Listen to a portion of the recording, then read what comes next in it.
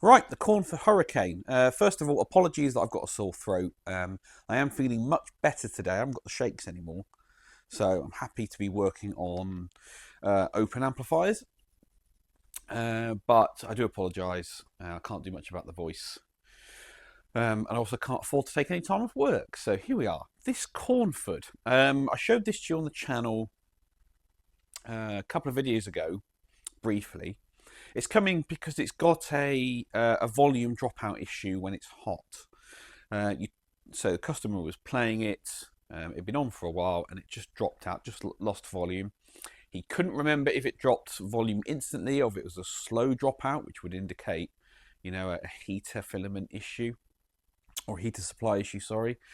So we're going to have to investigate that. But it's we did have a quick look over it before. Very nice amp. He's owned this amp for quite a long time now. I think he said nearly 20 years. But he bought it when it was 3 years old and he's never had it serviced. So that's where we are with it. So I'm going to get this thing apart, get it on the bench and take some basic measurements, do a visual inspection. You know the score, you know the process. And we will see if we can get this thing to play up.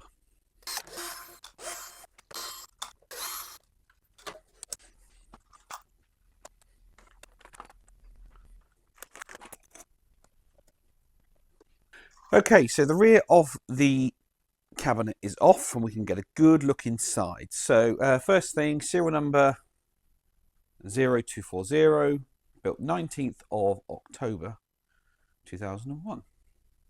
And there's Martin Kidd's signature. Very cool. So let's have a look then. Can we see anything burnt, fried, out of place, anything that we're not happy about? I don't think so. All looks good to me. Filter caps might be worth, if it's never been serviced, it's now this age, quoting the customer for a replacement on those. Let's look at the valve sockets. It's a 2 EL84 amplifier, so probably about 15 watts output. Okay. Only thing I found so far, just disconnecting the reverb cables. This one is fine, but this one loose. So we'll have to tighten that down. No locking hardware on there. That wouldn't be the cause of his issue though. Come on, Nick, come. I'm going to have to mark these to make sure we can put them back in the right position. Okay.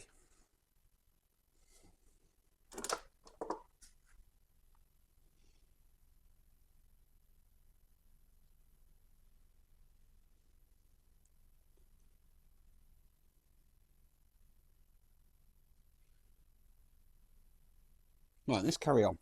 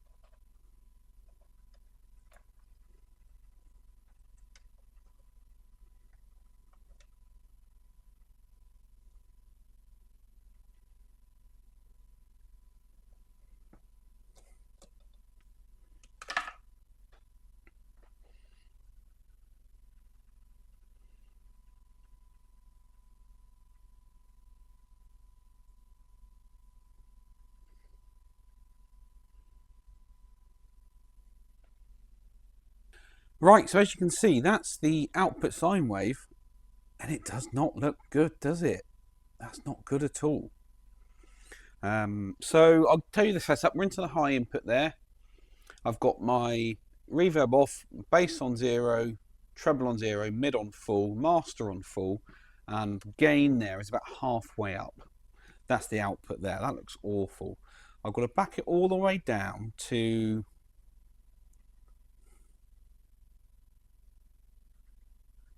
there to get anything resembling a clean sine wave. 4 volts output. 4 volts into 8 ohms. 2 watts. Oh dear, oh dear, oh dear. Let's just try the low input. Low input has a nicer sine wave.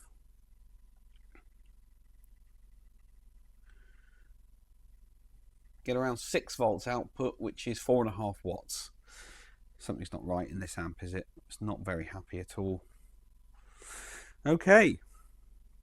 It's only drawing 57 watts from the wall. And idle 56.5. There's something going on strange with this amp. It's not happy at all.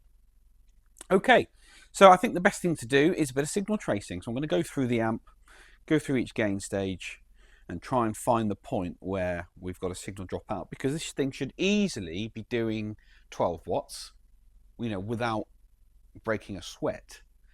It should easily do, well, it should comfortably do 14, 15 watts, and it might do 18 watts at a push, but at the moment something is not right, and you can see that on the scope. That was an awful, awful sine wave. Let's go back to it and have a look again. There you go. So clearly one valve is doing this in the output stage. That's the signal on one half. Here's your center line. And the bottom half is doing this, which is not good. Not good at all. Okay, something's just changed in the amp. I've just been probing through. I've got all the way up to the input grid of V3A. And the output of the amplifier suddenly changed. It's now doing 10.8 volts, which is 12 watts. I mean, the sine wave doesn't look great. We're looking at the yellow one here. If I back the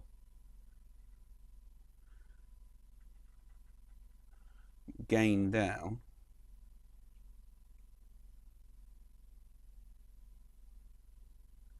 it's doing 8.5 volts, which is about 9 watts. But the minute you start to overdrive it, you get that awful crossover distortion look. And at the point where the tops are clipping, call that 11 volts, 15 watts. It's got quite some, well, as it looks at the moment, it's got some very cold biased output valves, but I don't know what changed. I can't explain what's changed since that original test where the sine wave, the output sine wave looked awful, and where we are now when I'm just signal tracing through. Very spooky indeed.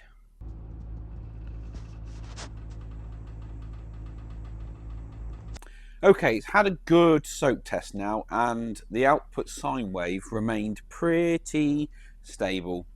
In fact, it didn't change at all. So I did some bias measurements with the original Softex installed, just to find out where we are. Anode to cathode voltage 366, screen voltage 344, voltage across the cathode resistor is the cathode biased amplifier 13.5 volts.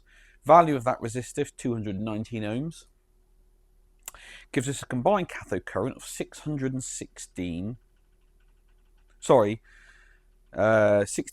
milliamps divided by 2, because obviously there's 2 valves, gives us 30.8 milliamps per valve, times by anode to cathode voltage gives us a combined anode and screen dissipation of 11.28 watts. Now, EL84s are 12 watts for the anode and 2 watts for the screen, so look at that. one manufacturer actually managed to buy us an EL84 amplifier under the limit. Isn't that amazing? Anyway, what I thought I'd do is, rather than just creep up on this with a resistor value, these are the original valves for the amp. I've stuck them in the tester. They don't test great. They're not testing as new anymore. They are a little bit weak. So I thought we'd just shove a new set of JJs in there and show you what we got. In fact, if we go side by side, you can see where we ended up. So we are essentially, excuse me, we are pulling slightly more current through the valve. 60 through the valves, 33 milliamps rather than 30, so it's gone up ever so slightly, so the bias has got slightly hotter. Our combined anode and screen dissipation is now 12 watts, up from 11.3, putting us bang on 100%. We have got a little bit more way to go if we want to eat into that screen dissipation as well, but the amplifier does not have any screen resistors on the sockets. It's only got grid stoppers. So I'd be reluctant to do that. I might turn off, put you back to the middle. Here's our output sine wave. All zoomed in for you. You can see we've still got a tiny bit of crossover distortion.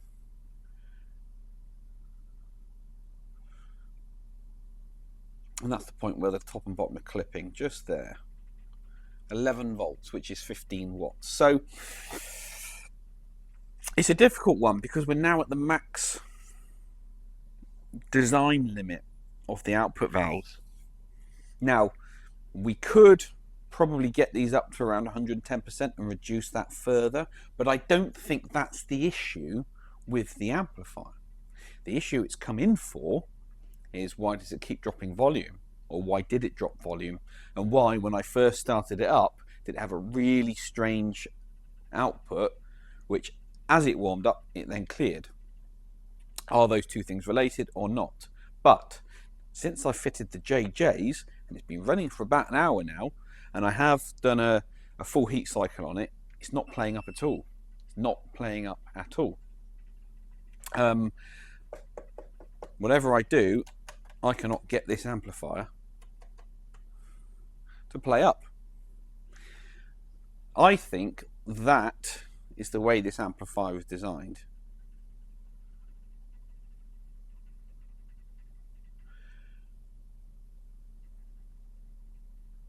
They're slightly biased, slightly too cold, but not too much.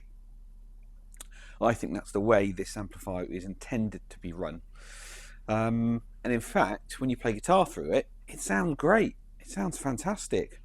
So I would rather, in this instance, keep the operating point as it is, keep the valves biased slightly cooler. Going to keep the longevity of these things. I mean, if these are the original Softecs, and the amp is, what was it, a 2001? What, these are 23 years old and never been changed. That's amazing. I think we leave it as it is. So until I can get this thing to play up again, I can't really do much with it. It's running great. I'll give it a good service, of course.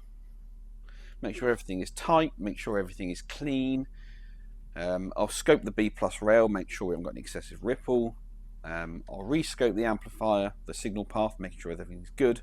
But at the moment, I think we're okay. I can't get this amplifier to play up.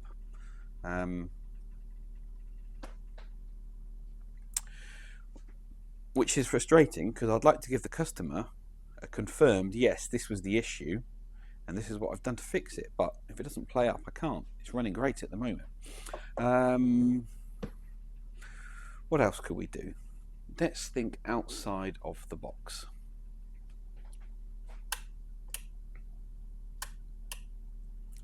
Maybe I'll run rather than a sine wave into it, I'll put a loop through it and leave that running for a couple of hours, just to see if that does anything different. But She's running fine. It's a really nice amp. Sounds fantastic. Lovely reverb on it too. So, time for some lunch. I was running it over lunch, and I peeked over, and the sine wave had gone to almost 0 for no reason at all. And now it's jumped back. This thing is haunted. This thing is weird. What is going on? So, I do actually know what the problem is. I found it. Pause this video right now, and in the comments down below, put what you think the issue is. What could be the issue with this amplifier? I'll give you a clue. Think many Marshalls. Most Marshalls of a certain age. Think a common issue with an amplifier that rarely gets serviced. Think of an issue with dirt and grime and corrosion. What could it be? Have a think. Come on, you've all been watching this channel long enough to know. What could it be? Give up? Fine, I'll tell you. It's the effects loop. If I just open the contact on the return side with my chopstick, stick it in there and I'll just lever it up, watch the output. Whoop! And then it does that. I'm out now. Look. Do it again. Ready? There you go. On the send side. Send side does it too. Dropping in and out. So this is send. This is return. Look, I'm not even touching it and it's being weird. So, let me give these a good old clean. See if we can fix it. Good old service hole to the rescue. Squirt some in the jacks. Insert a plug a few times. That's our output sine wave. We'll stick that in. When I open the contact, it will drop as expected, but when I close it, it comes back and it doesn't jump around. Do it again. Open the contact, close it. Open the contact, close it. Let's try the send side. Send shouldn't do anything this time. There you go. Boop, boop, boop.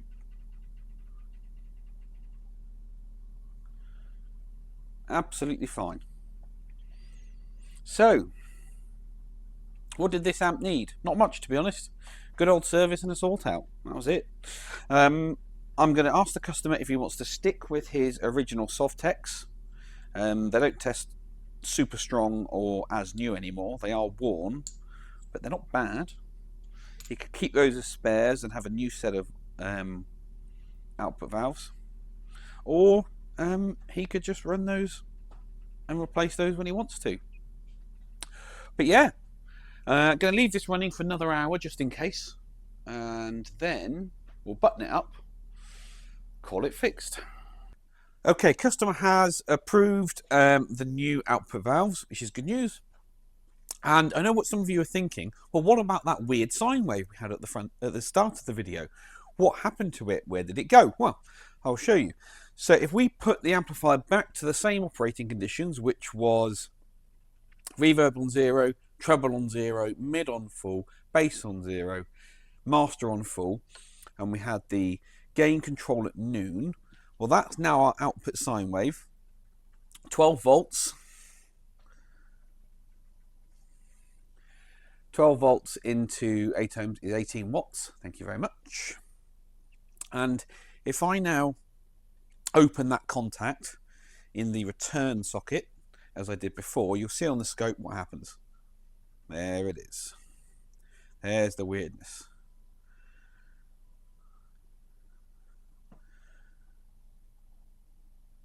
Open, closed. Open, closed. All right. So that's our proof. Repair complete. The amp is now finished burning in. I'm happy with it, and I'm going to load it in the cabinet. And yeah,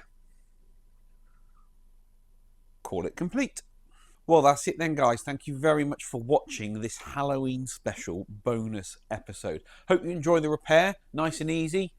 Took me a while to get there, but once the problem showed itself again, quite easy to track down.